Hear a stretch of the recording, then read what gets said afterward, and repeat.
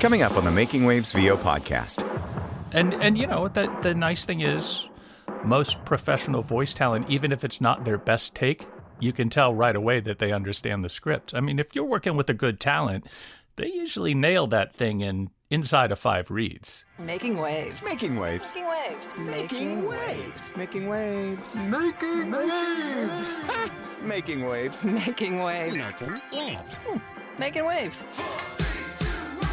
This is the Making Waves VO podcast with Kevin Kilpatrick and Bobby Maxwell. It is indeed the Making Waves VO podcast presented by our good friends at Full Compass, fullcompass.com. We know VO. Bobby, I'm very excited about our guest that's coming up on the Making Waves VO podcast. John McClain, producer, is joining us in just a minute, and we have quite a history. That's what I'm going to tease with right now. You and he? What? Yeah. Okay. Okay, yeah. You're going to be surprised. You might be surprised. So that being said, how was your week, by the way? It's continuing to be great. It's just something going on out there. I love it. Been really busy. There's something in the universe. We voice actors were like, in the summer, and it happens every single summer, it seems like. There's a little bit of a slowdown. People are in vacation mode, and they're doing their thing, and it seems like a fair amount of things will slow down on the voiceover side. But fall has really picked up, and now as we're approaching holiday time, full force, things have really picked up, especially with car spots. How about car stuff, Bobby? Oh yeah, it's been really crazy the past week to 10 days. You had told me to expect it, but yeah, it's a good thing. It's pretty crazy, but it is, very much a good thing. And I guess I want to find out how busy our producer friends have been. Ladies and gentlemen, let's bring on from Dog and Pony Studios, John McClain. Hey, John. Hey there. How are you, man? Good. Welcome to the podcast. Welcome to the Making Waves VO podcast. We're so glad you're on today. I'm trying to think, Bobby, have we had a studio producer on before? Not that I can think of that is their main job.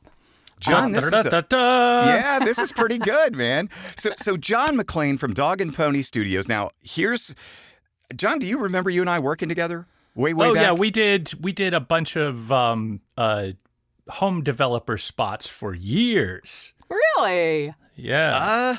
I have a different memory, and I'm going to see if I can trigger your memory coming up in just a few minutes, though. Oh, okay? Heck yeah, let's do it. Yeah. So that's very cool. So let's talk about Dog and Pony Studios. Now, I remember that from 2005, at least, in Vegas. Are you still in Vegas? And tell us about the incarnation of Dog and Pony Studios. Yes, so still in Vegas. I started the studio in 2003. I had just come off of recording George Carlin's last 2 spoken word albums, and we won a Grammy for the second one. And I was working Congratulations, man. Thank you. Are you from Vegas originally? Well, originally I was born in Reno, Nevada, which makes me what people out here refer to as a unicorn, because there's not many natives in Nevada. Yeah. I lived out there for 2 years doing radio. Oh, right on. Yeah, right but on. I don't remember, working with any studios then, so I just wondered if that's where you started. No, I started my career in Detroit, actually, doing car spots. I used to joke that I had the reel that Chevy made. Oh, there we go. Wow. Yeah, but you know our we lives. moved here in 100%. In fact, I do voice work also, so believe me, I know. Oh, awesome. But my wife and I moved here in 96. We got a job offer to come open a studio out here. And I worked with them for about 7 years. And let's just say that we had a difference in the way we wanted to treat people. So I took my ball and my bat and went home, as they say. Yeah. And that's how Dog and Pony started? That's how Dog and Pony started. And I mentioned I was born in Reno, but my father was in the Marine Corps. And so if you're familiar with the term, a dog and pony show is kind of a poke in the eye to a place like my former employer, my last job, as I like to say. Well, Kevin, tell him what you just did for your live announce. Oh, yeah. I just did a gig yesterday. Now, as the date of this recording is Veterans Day 2025. And just last night, I was a master of ceremonies for the Nashville celebration of the 250th birthday for the Marines. So it was quite an honor to be there, man. And I had done a bunch of research on Marines and, a little bit of their life and, just some of the biggest battles they won. And I was able to pepper some of that stuff in throughout the night. And so it was just a really warm and fuzzy night, and I was so glad to have participated in that. So, thanks to your pops and all veterans that have served for us.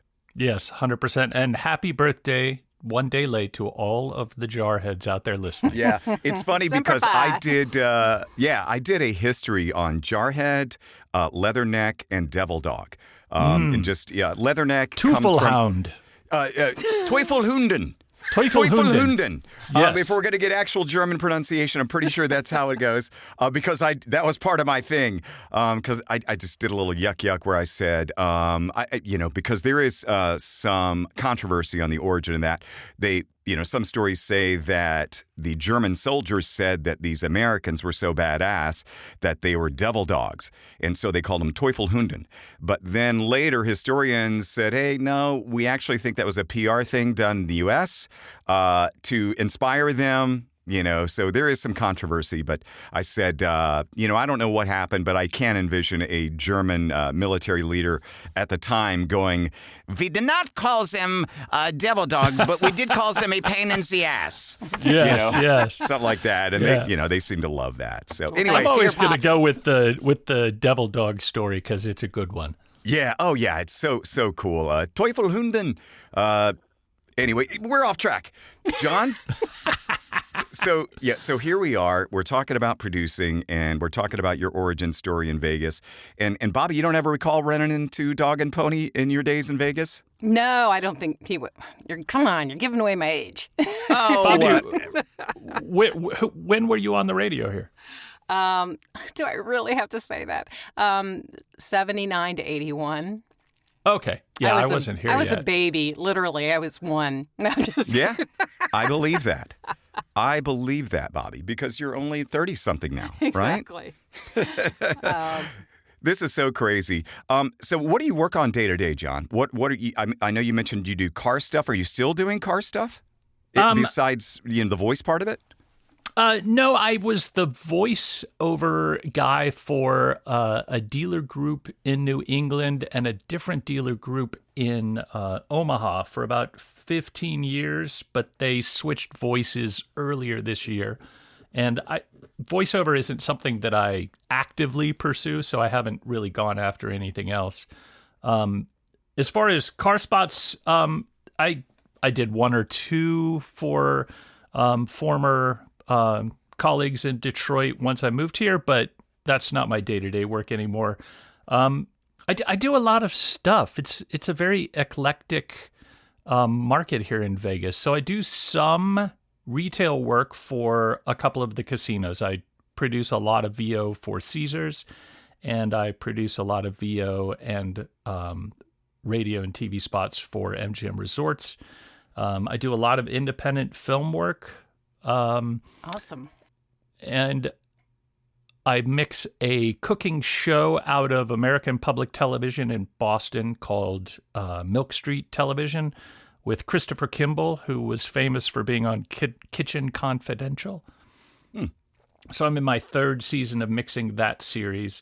But probably some of my favorite work is myself and a colleague of mine. We produce the sound design and music for major slot machines.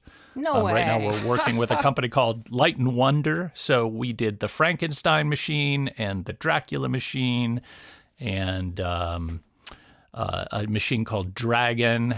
I can say it now because they just announced the machine at the G2E show in October, but we are working on a Willy Wonka based on the original Gene Wilder film. That has been silly fun. Oh, I bet. Yeah. I am never going to be able to play the slots the same again. I want to be listening for the music. So if you play the Buffalo machine, which they're super. So if you ever hear the cowboy do his yeehaw, yeah, that's me. No way. I play that one. I do. Yeah. That's funny. Well, I know you do so some political too, don't you? Because our good friend Rob Reed talks about you all the time. Oh, Rob. He's such a wonderful guy. Yes, Isn't we he? do quite a bit of political. In fact, sort of girding my loins, as they would say, for what's to come. Yeah. How's that affected you? I have one political client, but he works races all over the country. And he called me a couple of weeks ago and said, get ready because it's going to get really crazy. So That's we'll see. a good sign, right? Yeah, right. The money's great. I'm not, I'm not a fan of the messaging from either side when it comes to advertising, but the money's great. Yeah, and this is what we do. Mm-hmm. This is what we do. Don't go anywhere. The Making Waves VO podcast returns in a moment. Hello, this is Rebecca Lee.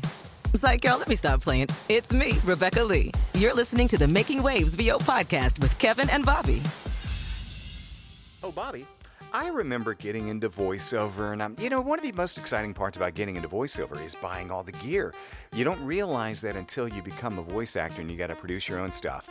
And you go, ooh, this part should be fun. But then you go, I have not a clue on what I'm supposed to buy. Exactly. That's why you trust your good friends at Full Compass, fullcompass.com. They know VO there, and you're going to have a great selection of pro audio gear, and you're going to get a lot of good help. And there's a lot of good attributes that go along with buying from Full Compass. Yeah, so if you're not really sure when you got the piece of equipment and you have questions about it, they have a free 2-year service or repair plan. They have free shipping on orders over $49. I love that. I think my favorite thing is the low price guarantee, because you just never know. You said a second ago that you're getting into this and you don't know what you need, but how about, do you know if you're paying the right price for it? So you don't have to worry about that when you shop at fullcompass.com. They'll guarantee to match the price on the products they sell for new, identical, and immediately available products offered at a lower price. They have flexible financing, Bobby, and they also have free expert assistance, and that's why we say we know VO at Full Compass. Everything from microphones to interfaces to headphones to mic booms, they've got it. If you have any questions and you're more old school and you want to call them on the phone, you can call Full Compass at 800-356-5844. Full Compass and fullcompass.com. We know VO. Making Waves returns. So let's talk about the producing side and from the voiceover perspective, because that's what, our listeners listening to the podcast are going to want to know. Like, when you get audio in, or, the process of all that stuff. When you're producing a voice actor, John, what are you listening for in, like, the first take? In the first take, do they get the script? Do they get the intent of the script? And the nice thing is, most professional voice talent, even if it's not their best take, you can tell right away that they understand the script. I mean, if you're working with a good talent, they usually nail that thing inside of 5 reads. Do you often get the talent? You're doing the session and they're said to have great audio, and you dial them up and it's like, oh my goodness, what's going on? What am I hearing? Does that happen often? I don't hear that as often anymore. The biggest issue that I run into is a little bit of backstory. So I also coach performance and the engineering at the Voice Actor Studio here in Vegas. Oh, okay. And one of the biggest with issues Melissa, that are right? Is that Melissa? With Melissa, yeah.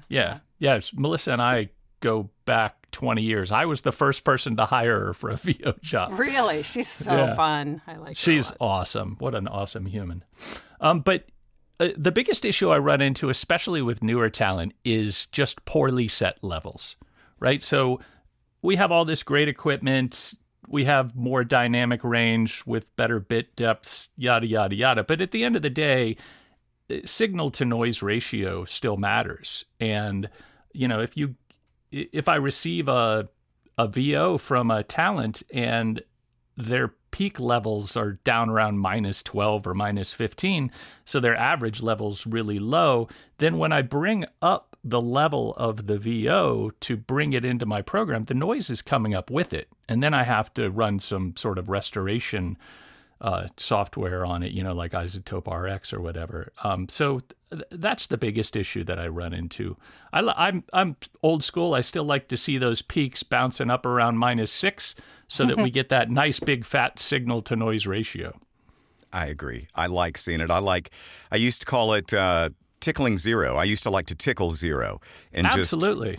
just try not to go above it. But that was my, threshold is just tickle it, and just, stay just a little bit below it for the most part. But I do like to see, so you do get that good signal to noise ratio. How has the workflow changed over the years since way, way back? Like in terms of, were you cutting and splicing tape? Were you using multi-track tape back in the day? Oh, yeah. Okay. I remember helping put the first satellite dish on the roof of a studio in Detroit, and then we had a dedicated room, and we could record a voice talent from anywhere that had a satellite dish. I once recorded with the great James Earl Jones when I was just a young pup. Wow. How does that satellite model work? How are you getting the feed of the audio? Is it through transponders and stuff like that? So you had an uplink on his end in Los Angeles, and we had a downlink on our roof, and there was, specialized rack equipment in the room. I couldn't tell you what it was. I was all of 24 years old. And that's how we recorded them. What about ISDN? Did you have that, and are you done with it? Oh, heck yeah. Yeah. I installed my first ISDN unit in 92 and tore my last one out about 4 years ago. So expensive. Yeah. Yeah, it That's got really so wild. expensive. Going back to the satellite thing, and I don't, Bobby, I don't want you to think that I just pulled that out and I just had that. I did have it in my brain somewhere, but it goes back to radio days, Bobby, where we would, and I don't know if you ever did this, but, Kev, we've got a satellite show, syndicated show coming on at midnight. You need to dial the transponders to 32G 6R7. And then all of a sudden the audio is there. And so I assume that's how, John recorded James Earl Jones way back in the day. Yeah, we had, I had forgotten that. But yes, we would get, basically the satellite equivalent of GPS coordinates that we would punch into the rack device. Yes. That's it. That is so wild. And then speaking of going to the ISDN, similar here, I got ISDN as soon as I left radio full time, and I got it in 2004, I guess. And then that's when I left radio. And then I got rid of it, I think probably about 2017, 2018, something like that. John, I want to, as I mentioned a few minutes ago at the beginning of the podcast, I wanted to kind of refresh your memory on our origin story. We do a segment here on the podcast that we call Identify the Audio. I've got two pieces of audio I'm going to see if you can identify, okay? Oh, my gosh. Sure. Oh, You ready? I love this. Yeah, All right, here let's we do go it. with a 30-second piece. Snap out of it. As if the action at the fabulous Golden Nugget wasn't hot enough, Mr. Warmth is back. Yes, the one and only Don Rickles returns for a blistering second engagement, guaranteed to make you laugh till it hurts. 3 wise men made a left, and we wind up with 8 candles in the house and no toys. The one and only Don Rickles strikes again at the Golden Nugget for 3 nights only, May 25th, 26th, and... All right, that's good. Do you remember that? Yeah, the producer's first name was Amy, and she was in-house production for Golden Nugget. No, You sound like came a through you, baby. Yeah, I totally remember that. John, that came through you, though, right? Yeah, we produced all of their audio back then. Yeah, because I remember doing a Jay Leno spot, and then I found the Don Rickles. I'm like, holy crap, I still have this? It's so wild. Okay, one more piece of audio. I'm curious how you got that job. Me or John? Kevin. John, you found me on Voice Over Miami. Okay. Do you remember that? Yeah, well, at the beginning we were scrambling to find talent. So I don't remember particularly going through Voice Over Miami, but I do remember we found you and we loved your voice. Yeah, I wonder if you might have found me on a platform too, like a casting site, maybe. Could have been, yeah. Maybe so. That could be it. Well, here now this next piece, is the true OG origin story of John McClain and myself. The very first, if I'm not mistaken, this is the very first thing that you hired me for. Here we go. Introducing the Deuce, double-decker transit rolling down the Las Vegas Strip 24 hours a day. Take the high road for $2 one way, $5 all day. You remember that? Brown and Partners. Shannon Sarver was the producer and writer. Oh my on gosh. Wow! That's what I'm talking about. Identify that audio. that. Yeah. But you can't remember what you wore yesterday, though. Okay. That's so crazy. Like, that's what I remember. That's because when I got that gig, I was so excited. It was one of my first ISDN sessions. And I just was like, I'm going to be on in Vegas, all over in Vegas. I'm like, I've made it. That was, John, I believe that was 2005, 20 years ago. Yeah. Does that sound about right? Yeah, the studio was still in my house then. Oh, wow. Yeah. What was the and Deuce? it's back in my house. Was that a The transit? Deuce is a double-decker bus. Double-decker bus, yeah. Ah, okay. Yeah, I had to, I remember that spot just like it was yesterday. I really do. And I was thinking about it this morning, and I'm like, I wonder if I still have any of that audio. And I have an old Let's See hard drive that I've uploaded to Dropbox, and so it's all sitting on there in Dropbox. And I found all this old stuff. And so, yeah.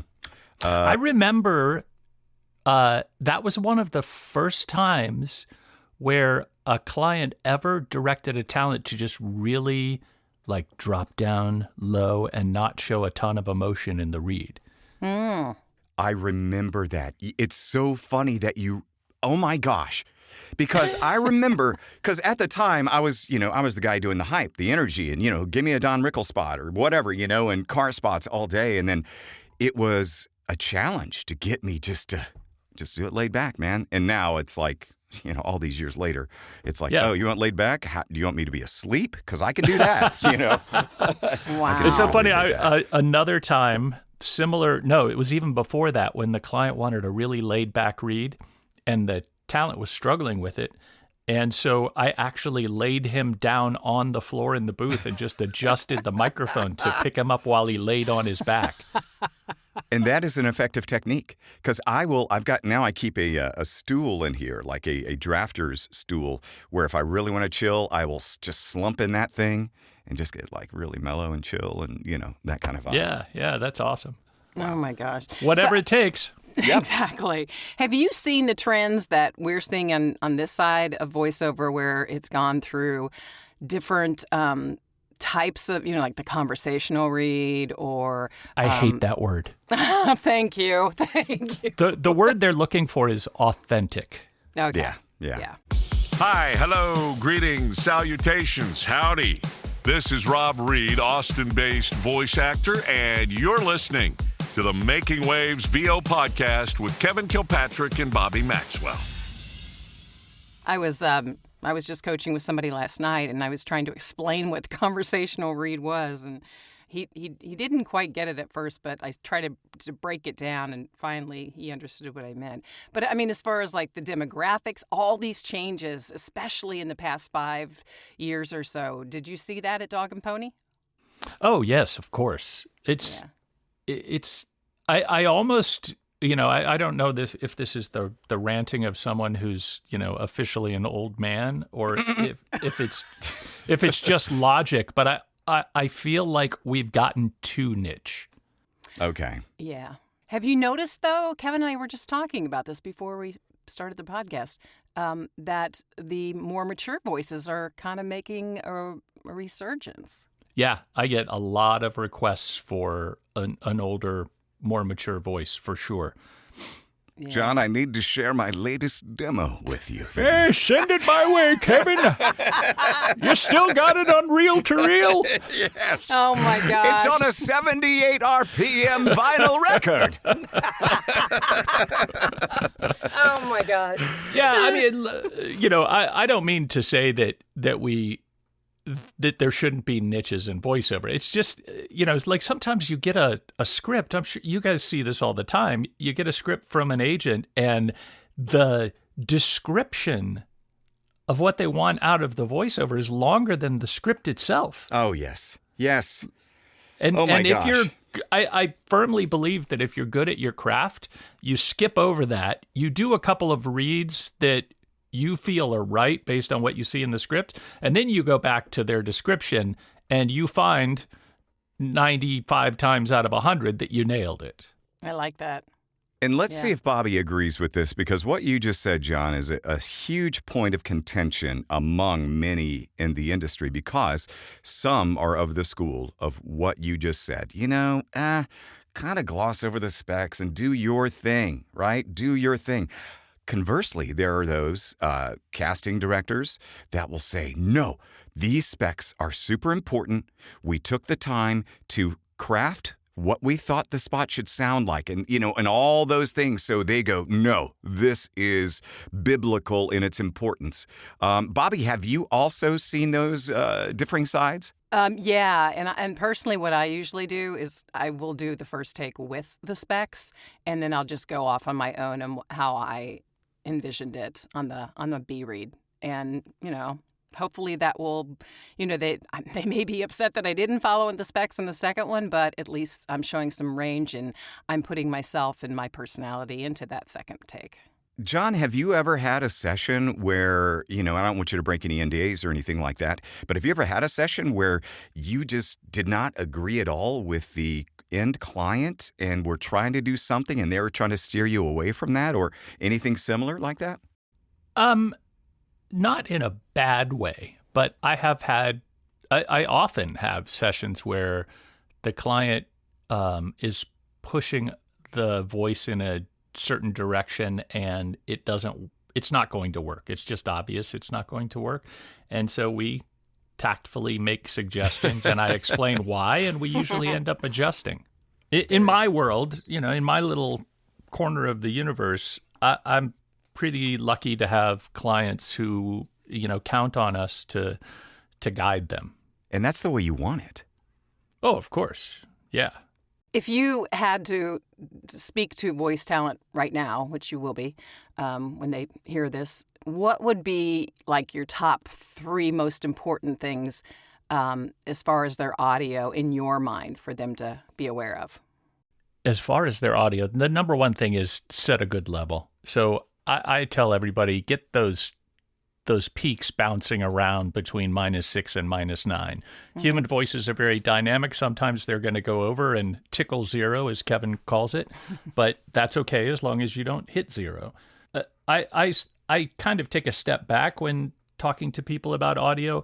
I think what's super duper important for voice talent is to turn the act of listening from a subconscious sense to a conscious sense, because you will begin to pick up on subtleties that are in really great reads, which you can then apply to your own reads.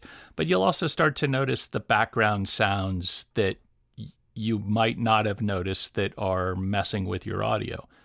And I think the other thing is pay attention to when a good writer gives you an opportunity for silence, like an ellipses, or there's just more room in the copy. As humans, we have a tendency to want to fill the space. But if a writer is giving you an opportunity for silence, that's an opportunity to break a listener's the day-to-day cacophony that is in their world and cause them to pay attention to the message. I love that, because I will espouse that too. When I'm talking to folks, we've got to regain their interest. We've got to get them back. They're tuning out. Okay, you got to do something different to get them back. Mm-hmm. It's just like you just said, the silence or whatever it may be.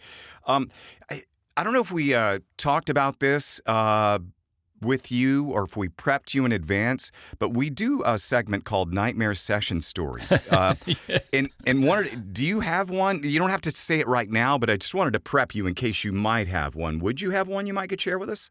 Yeah. It goes way back in my career to the very beginning, but yeah. Okay, good. Yeah. All right, we'll get that from you in just a little bit. And in terms of, I'm going to piggyback off what Bobby was saying when a voice talent sends you audio. P.S. First question: are you receiving audio that is self-directed? That's question number 1. And then when you get that audio, How do you prefer it? Do you prefer it totally raw? Do you want them to normalize it? Do you want them to declick, de-ess? Tell me that process. Okay. I receive audio for auditions. I prefer to direct talent, so we usually do sessions via Source Connect. Nice. Or at the very least phone patch. But so if you're doing live mostly, you're doing Source Connect, you're getting it live and on the fly and stuff like that. Are you having any issues with technical with talent? No, very rarely. Every once in a while, you run into a talent that doesn't have their ports forwarded, so you might get a dropout or two here and there. And if that's the case, I'll just ask them to roll a backup. But that's pretty rare these days. As far as the audio itself goes, if you do a good job of setting your levels, then there's zero need for a normalizer. In fact, if you do a good job of setting your levels, you'll actually see the overall level of your audio go down because a couple of those peaks will have snuck up above -3. And so the normalizer will bring it down a dB or a half a dB or whatever. Go ahead. I was just going to say that I don't see it as much as I did, maybe 5 or 6 years ago, but there was this period of time where it was probably right around the pandemic when everybody and their brother jumped into voiceover. Yeah. But suddenly I was getting audio where like the average level was like -35, and then they used a normalizer to bring up the audio, but of course the noise floor came with it.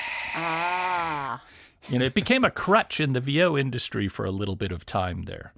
Wow, and then they're probably using the noise reduction tools too then, right? Yeah, which I hate to say it, but boy, you can hear them when they're used too hard. So, and as far as raw audio, I prefer it raw because usually I have to join it up with other voices or sound effects or music. And if somebody's using a compressor or an EQ, I can't undo what they did. The one tool that I think everyone should use, and it's transparent as far as someone on my end is concerned, is a high-pass filter. I mean, just set that sucker at -65, at 65 hertz, and just get rid of all that low rumble that nobody but your dog or your giraffe cares to listen to. Exactly, your giraffe. All right, I'm going to bring up, the dreaded thing that we voice actors talk about all the time, but I wonder how it applies to your world of sound design and producing, John. Is sound design ever going to be a factor in terms of AI doing sound design? Oh, we're already using it in the tools. And it's super amazingly helpful. Okay. There's a tool that I use all the time, and there is a element of AI built into it. So, I'm working on an independent film about a big wall climber in Yosemite recovering from an injury, and there's a shot looking out his tent at a waterfall. And so I just took a screenshot of it and I drop it into the AI tool and it creates an ambience for me. Oh, wow. And it's pretty good. And that's just super helpful from my point of view because layering an ambience is time consuming. And there are better places with his budget on his film that I could be spending my time. In the Making Waves VO podcast, we'll be right back. VO news and insights to take your game from VO adequate to VO kick-ass. This is voice actor Steve Henderson with Good Pipes VO, and you're listening to the Making Waves VO podcast with Kevin Kilpatrick and Bobby Maxwell. Full Compass is your one-stop destination for cutting-edge audio, video, and lighting solutions. With nearly 50 years of industry expertise, we offer a vast selection of high-quality equipment, from microphones, recording interfaces, and software, to audio accessories, monitors, headphones, and other pieces to help you find your ideal sound. Our trained product experts are here to help every step of the way with unmatched customer service. You'll also get free same-day shipping, flexible financing options, and a low-price guarantee. Visit us online at fullcompass.com or call 800-356-5844 today. Now back to the podcast. John, I'm sure you see it on your end. Marketing has become such importance in this industry for us voice actors over the past, 5 years or so. And we're all sending out things to production houses. Does that bother you? Are you being overloaded? Do you even have a roster? How do you feel about talent reaching out to you? We have an unadvertised roster that all our clients know that we have. Mm-hmm. And it doesn't bother me that talent reach out to me. I mean, they're just looking for work. We're all in business together. So, you should be reaching out to me. Yeah. We do things a little differently. We never send, when a client requests voices for a job, we cast no more than 6 voices who could totally nail the read, and that's who we send them. And then if they don't like any of those voices, we'll do it again with another 6 voices. But I just absolutely refuse to do cattle call auditions. I think I saw that on your website or something. Yeah. You mentioned that, yeah. That's our thing. And our clients have come to trust that if we send them 6 voices, one of those voices is going to nail the read. I love that. So yeah, if somebody is reaching out to you, what is, can you give us some pet peeves that like they should avoid doing? Like when you get a talent submission, what makes you roll your eyes and what maybe makes you go, oh, cool, nice? What makes me roll my eyes and what makes me say, oh, cool, nice are kind of the same thing. Number 1, can I download your demo and put it into my file so I can send it to a client? And number 2, is your damn phone number listed in your signature line? Like, how am I supposed to get in touch with you if you don't put your phone number in your signature line? Very That's good interesting. Yeah. I got to check my number's right there. It's right there. Side note, if you're sending out auditions, you're using Twisted Wave, for instance, there's a little giant exclamation mark in the upper right corner, or maybe it's an I or something. I'm actually opening Twisted Wave because I can't remember. But if you click on that, it's an exclamation point. If you click on that, you can access the metadata for your file. And within that metadata, you can drop your name and your phone number. So then when your MP3 audition is in front of a casting director and say they're using, Windows Media Player or iTunes or something to roll through all their auditions, well, yours pops up with your name and your phone number. That's a nice little tip.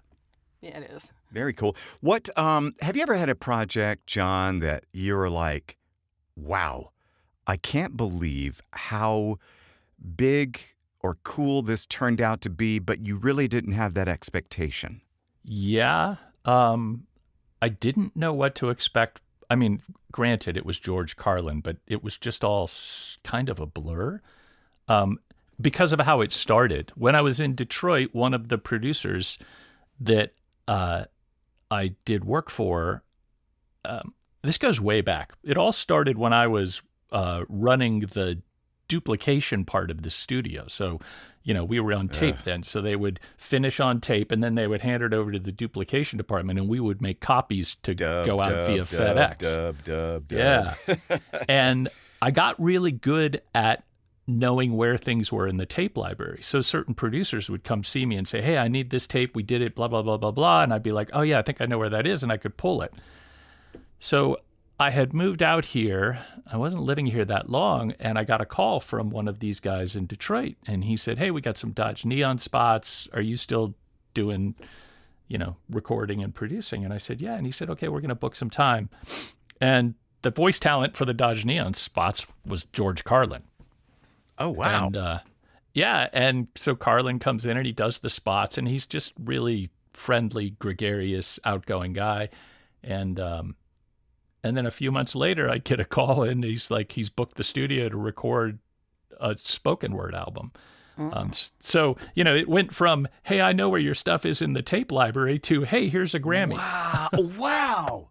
That is so cool. That's the perfect answer to that question. Wow. Yeah, it's crazy. You never know, right? It's the old butterfly flaps its wings story, right? You just don't know who you're going to impact. So just smile and do a good professional job, and who knows what it turns into. Mm-hmm. So true. Well, good sir, we're going to wrap up here in just a second, but if you don't mind, John, we've all shared these stories where we had a recording session that maybe couldn't have gone much worse. Would you please share with us a nightmare session story? Nightmare Sessions! Sure. So, how old was I? I was probably about 27 or 28. And I was working in a small studio in Detroit called Joseph Productions. And we had a big room, and then I had a small room, and I did commercials and a little bit of everything, sound design work. And the owner of the studio also had a live event business, and he produced all of these shows for the Ford Motor Company. I think they were called Quality One. But basically, they went around and talked to everybody in the factory about how they can improve their work, yada, yada, yada. So the client had a young son who had a rock and roll band, and he wanted to record a record. And so the owner booked our studio, our main engineer, and the engineer asked me to assist. And of course, again, we're cutting everything on tape. So we have a 2-inch Atari 24-track machine. And they had this setup, the switches to arm it for record were called paddles. And it had this unique position to me where the red lights for record would be on, but the machine wouldn't be in record. Oh, no. Well, I found this out after work. Oh, no. After work? Afterward. Like the band went in the studio, and they nailed the perfect take. And we're recording them live. And the engineer looks at me and he's like, he had this South African accent, and I can't even do it. But he's just like, did you get it? I'm like, yeah, I got it. And we were all like, wow, that was amazing. And he's like, let's hear it back. And I rewind the tape and I hit play. Oh, John. And there's nothing there, right? And the engineer looks over at me and he's like, you don't have it, mate. I'm like, but it was in record. And he peers over the console and he looks at it and he goes, oh, yeah, the paddles have to be in this position. And I said, but they lit up solid red. And he's like, yeah, that's an Atari thing. Oh, no. So you re-recorded the whole thing?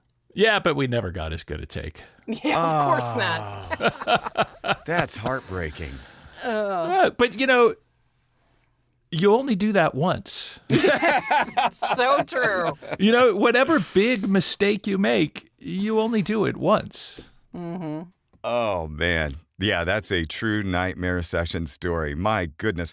Well, John, thanks so much for being on the Making Waves podcast. This has been such a blast to catch up. Yeah, Kevin, this was great. And Bobby, it was really nice to meet you. You as well. Are you okay if giving out your email if voiceover talent want to send their demos? Not my personal email, but they can hit us up at, I think, hang on. I should know this off the top of my head, but my wife runs the administrative side of the studio. And is that Dawn? Dawn, yeah. Yeah, I've heard about her too. She's pretty awesome. She is zookeeper at dogandponystudios.net. Well, man, thanks so much for taking the time today. This is really cool. This is going to be really beneficial to our listeners because we get all the angles. We get, voice acting coaches, we get agents, we get managers, we get talent out the wazoo. But as we talked about, I think this is the first time that we've had a sound designer, audio producer on. So Thanks so much, man. Yeah, absolutely, man. Thank you. This was super fun. Thanks, John. All right, y'all take care. Bobby, did you learn anything today?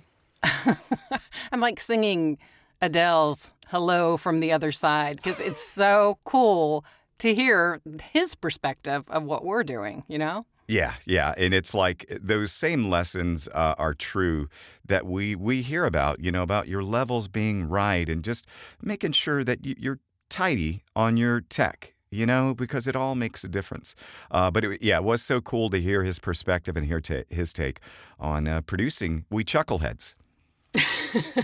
Yeah, and he does And a little bit. those old spots with you sound pretty good. Oh, you yeah, sounded so young. I've gone through puberty since then. By the way. Yeah. I was like, my gosh, Kev, your voice is a little bit high here. Oh, funny. Anyway, great stuff. Thanks so much, Bobby. The Making Waves VO podcast is presented by Full Compass, fullcompass.com. We know VO. See ya. Bye. The Making Waves VO podcast is produced by K2 Media Productions with hosts Kevin Kilpatrick and Bobby Maxwell. Sound design and editing by Jason Traver. Production assistance by Lacey Deline. Publicity and social media by Shannon Scott and Silas Phillips. Be sure to subscribe to the Making Waves VO podcast on your favorite platform. For all episodes, merchandise, gear, and more, visit makingwavesvo.com. Until next time, I'm AJ McKay. Keep making waves.